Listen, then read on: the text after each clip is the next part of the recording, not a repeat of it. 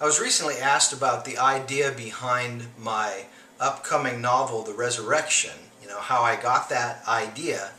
And the story pivots around a resurrection event that occurs in this quiet coastal town, and it really creates bedlam in the city. There's controversy, there's skepticism, and eventually there's national notoriety as a result of a resurrection event that occurs in this quiet city.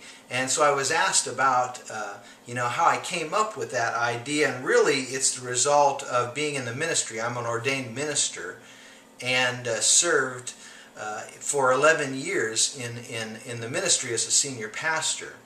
And during that time, and this is going to sound weird, in the course of performing a lot of funerals, there was 2 different times where I actually laid hands on a corpse and prayed for their resurrection.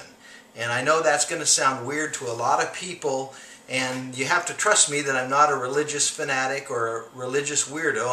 I'm a real normal, down-to-earth guy, but nevertheless I felt like God was challenging me to believe Him for a miracle. And really, if you think about it, what's even weirder than that people pray for someone to be raised from the dead is the fact that Christians believe that they believe in a God who performs miracles, but nevertheless we don't see Christians praying for those type of miracles. And anyway, I felt like God was challenging me to do just that. In fact, I had read several accounts, mainly in third world countries, of purported resurrection events. And why don't we see those type of things in the United States among people who claim to believe in a miracle working God?